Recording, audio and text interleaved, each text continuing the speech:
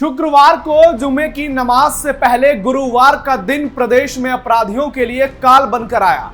एक और सीएम योगी संभल से माफियाओं को उल्टा लटकाने और जहन्नुम भेजने की चेतावनी दे रहे थे, तो दूसरी ओर यूपी पुलिस कुख्यात बदमाशों का ताबड़तोड़ एनकाउंटर कर रही थी। सीतापुर से लेकर प्रयागराज तक एनकाउंटर से हड़कंप मच गया, क्योंकि जिन बदमाशों का एनकाउंटर हुआ उनमें कोई 1 लाख का इनामी बदमाश था, तो कोई 4 लाख का कुख्यात माफिया। एक पत्रकार को सच दिखाने के लिए सरेआम गोलियों से भूनने वाले 2 सगे भाइयों को एसटीएफ ने जहन्नुम पहुंचा दिया, जबकि झारखंड के एक कुख्यात अपराधी को संगम नगरी प्रयागराज में दौड़ा दौड़ा कर पुलिस ने मुक्ति दे दी। इसके बाद सीएम योगी ने माफियाओं और उनके पालनकर्ताओं को सीधी चेतावनी दे दी और बता दिया कि चुनाव हो या कुछ और, योगी पर दबाव नहीं चलता है। वो कानून के नाम पर कोई समझौता नहीं करते हैं। नमस्कार, कैपिटल टीवी उत्तर प्रदेश के स्पेशल शो थर्ड आई में आपका स्वागत है। मैं हूं आपके साथ नवेंदु। आज आपको बताएंगे यूपी में हुए 3 जबरदस्त एनकाउंटर की कहानी, जिसे सुनकर आप भी हैरान हो जाएंगे। सीतापुर में एनकाउंटर, प्रयागराज में एनकाउंटर, 4 लाख का इनामी ढेर, सीएम योगी ने बताई सच्चाई। एसटीएफ ने 2 बड़ी मुठभेड़ में 3 कुख्यात अपराधियों को मार गिराया। पहला एनकाउंटर प्रयागराज में हुआ, जहां झारखंड के इनामी बदमाश आशीष रंजन को ढेर किया गया। वहीं दूसरा एनकाउंटर सीतापुर में हुआ, जहां पत्रकार राघवेंद्र वाजपेयी हत्याकांड के 2 शूटर को एसटीएफ ने मार गिराया। पहले आपको पत्रकार राघवेंद्र वाजपेयी को जो न्याय मिला है उसके बारे में बताते हैं। बदमाशों की पहचान राजू उर्फ रिजवान और संजय उर्फ अकील खान के रूप में हुई। दोनों सगा भाई था। इसकी मां हिंदू और पिता मुसलमान।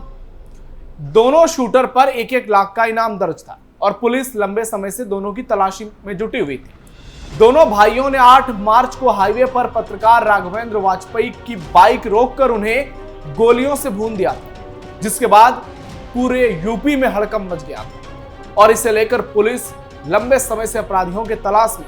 सुनिए इस पर पुलिस का क्या कहना है। 8 मार्च 2025 को जनपद सीतापुर में पत्रकार श्री राघवेंद्र वाजपेयी की गोली मारकर हत्या कर दी। उक्त अभियोग में इनामी अपराधी रिजवान उर्फ राजू तिवारी तथा शिपू उर्फ शकील खान उर्फ संजय तिवारी वांछित चल रहे हैं। इन पर 1-1 लाख रुपए का इनाम घोषित हुआ था। इस संबंध में अधिसूचना संकलन करने हेतु एसटीएफ की टीमों को भी निर्देशित किया गया। दिनांक 7 अगस्त को उक्त अपराधियों के बारे में सटीक सूचना पर एसटीएफ व सीतापुर पुलिस टीम द्वारा तत्काल प्रतिक्रिया करते हुए ग्राम दूल्हापुर तिराहा जनपद सीतापुर में उक्त अपराधियों को इंटरसेप्ट किया गया। अपराधियों द्वारा की गई फायरिंग की जवाबी पुलिस कार्रवाई में दोनों अपराधी मारे गए। दोनों अपराधियों पर हत्या, लूट और डकैती सहित 2 दर्जन से अधिक मुकदमे दर्ज। यह भी उल्लेखनीय है कि बदमाश राजू रिजवान ने 2006 में थाना लखीमपुर खीरी जनपद टीवी में उप निरीक्षक परवेज अली की धारदार हथियारों से काटकर हत्या करके सरकारी रिवॉल्वर लूट लिया। सच्चाई छिपाने के लिए पत्रकार की जान ली। पत्रकार की मौत की घटना ने पूरे प्रदेश में खलबली मचा दी। मामला सुर्खियों में था। घटना के बाद से पुलिस शूटरों की तलाश में जुटी थी। हत्या की साजिश कार्यदेव बाबा मंदिर के पुजारी शिवानंद बाबा उर्फ विकास राठौर ने रची थी। राघवेंद्र वाजपेयी ने पुजारी को मंदिर परिसर में किसी लड़की के साथ आपत्तिजनक हालत में देख लिया था और पुजारी को इस बात का डर था कि राघवेंद्र ये बात बाहर न बता दे, इसलिए 2 शूटरों को सुपारी देकर पत्रकार की हत्या करवा दी। इस केस में पुलिस अब तक मुख्य साजिशकर्ता राठौर को 3 आरोपियों सहित जेल भेज चुकी है। आपको बता दें कि खुद पुजारी ने हत्या करवाने की बात कबूली और बताया कि मंदिर में आने जाने के दौरान पत्रकार से हमारी दोस्ती हुई। करीब 2 महीने पहले उसने हमें आपत्तिजनक हालत में देखा और फिर फोटो खींच ली। हमने कुछ पैसे देकर मामले को खत्म करने की कोशिश की तो वो नहीं माना, जिसके बाद हमने अपने मंदिर में आने वाले साथी असलम गाजी और निर्मल सिंह के साथ शूटरों को 4 लाख की सुपारी दी। इसके बाद रेकी कर उन शूटरों ने राघवेंद्र को मौत के घाट उतार दिया। झारखंड का कुख्यात आशीष रंजन का एनकाउंटर। यूपी एसटीएफ ने एक और जहां सीतापुर में एनकाउंटर किया, तो दूसरी ओर झारखंड के कुख्यात इनामी बदमाश आशीष रंजन को भी मार गिराया। धनबाद पुलिस ने आशीष रंजन पर 4 लाख रुपए का इनाम रखा था। यह झारखंड, बिहार के अलावा यूपी में भी एक्टिव था। इस पर 20 से ज्यादा मुकदमे दोनों राज्यों में दर्ज थे। एसटीएफ को काफी समय से इसके बारे में इनपुट मिल रहा था कि वो धीरे धीरे यूपी में एक्टिव हो रहा है और यहां अपने अपराध के ग्राफ को बढ़ा रहा है। यूपी की कई गैंग को वो बड़े बड़े हथियार जैसे AK-47 जैसे हाईटेक असलहों की सप्लाई भी करता था। झारखंड के धनबाद में अमन सिंह सहित 5 हत्याकांड में आशीष रंजन सिंह उर्फ छोटू को पुलिस की तलाश थी और एक मामले में तो इसने खुद जिम्मेदारी लेकर अपनी ऑडियो क्लिप जारी की थी, जिसे लेकर पूरा बवाल हुआ। आपको बता दें कि धनबाद से प्रयागराज की दूरी 529 किलोमीटर है। इसने बहुत कोशिश की लेकिन बच नहीं पाया और योगी पुलिस ने दौड़ा दौड़ा कर इसका गेम बजा दिया। और इसकी किस्मत अच्छी रही कि इसका एनकाउंटर संगम नगरी प्रयागराज में हुआ, जहां लोगों को मुक्ति मिलती है, लेकिन यह तो सीधा जहन्नुम पहुंचा होगा। 8 सालों में 239 एनकाउंटर। यूपी में पिछले 8 सालों में 14,973 मुठभेड़ हुए। इसमेमें 239 अपराधियों का एनकाउंटर किया गया। 30,694 अपराधियों को गिरफ्तार कर जेल भेजा गया। 9,467 अपराधियों के पैरों में गोली मारी गई। मेरठ जोन में सबसे ज्यादा कार्रवाई हुई, जहां 7,969 अपराधी गिरफ्तार और 2,911 घायल हुए। आगरा जोन में 5,529 गिरफ्तार और 741 को घायल किया गया।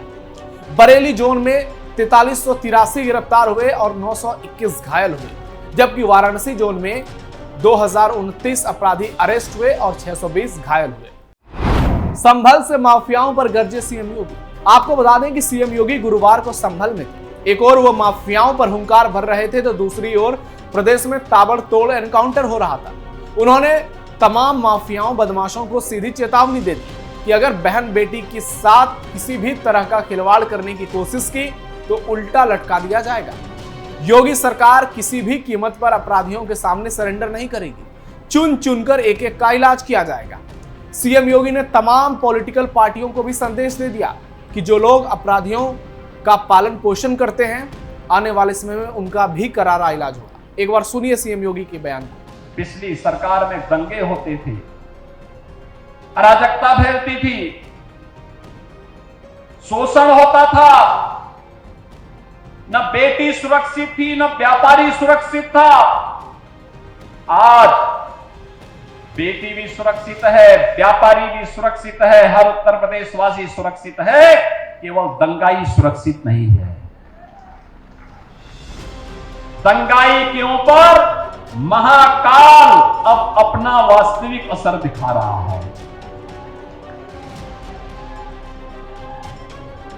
अब वह अपनी गति को दुर्गति में बदलने के लिए वहां दिखाई दे रहा है और संभल और उत्तर प्रदेश अपनी गति को प्रगति की तरफ उछाल मार रहा है। 2027 चुनाव में सुशासन होगा मुद्दा। सीएम योगी की एनकाउंटर पॉलिसी का जलवा पूरे देश में देखने को मिल रहा है। इन 3 एनकाउंटर को लेकर लोग सोशल मीडिया पर योगी की जमकर तारीफ कर रहे हैं। अब माना यह जा रहा है कि 2027 के चुनाव में एनकाउंटर और बुलडोजर फिर से मुद्दा बनेगा। 2022 में बीजेपी ने इतिहास रचते हुए अपनी सरकार रिपीट की और इसके पीछे की सबसे बड़ी वजह मानी गई यूपी की कानून व्यवस्था और सीएम योगी की अगुवाई में जो ताबड़तोड़ एक्शन हुए। ऐसे में अब देखना दिलचस्प होगा कि 2027 चुनाव में भी क्या एनकाउंटर ही सबसे बड़ा मुद्दा बनता है, क्योंकि सुशासन और कानून व्यवस्था के आगे यूपी की जनता ने सीएम योगी को लगभग स्वीकार लिया है और उनका मानना है कि जब तक सीएम योगी को यूपी की कमान है तब तक प्रदेश में माफियाओं का बोलबाला नहीं रहेगा। इस खबर पर आपकी क्या राय है कमेंट बॉक्स में जरूर बताइएगा और पूरी घटना पर भी अपनी फीडबैक दीजिएगा। फिलहाल के लिए इतना ही। आप देखते रहिए कैपिटल टीवी उत्तर प्रदेश। हमारे इस वीडियो को लाइक जरूर कीजिएगा, शेयर जरूर कीजिएगा और चैनल को सब्सक्राइब जरूर कीजिएगा।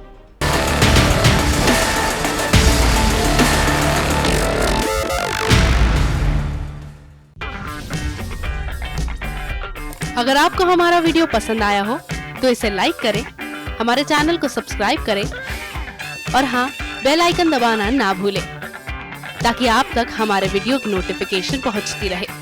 आप अपना सुझाव हमें कमेंट बॉक्स में दे सकते हैं। हमारे साथ जुड़ने के लिए शुक्रिया।